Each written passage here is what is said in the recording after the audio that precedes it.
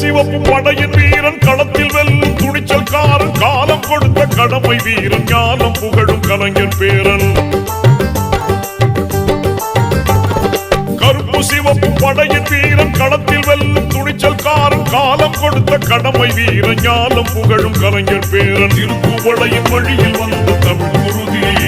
இளம் திராவிடருக்கு தலைமை தாங்கும் உதயநிதி திருக்குவளை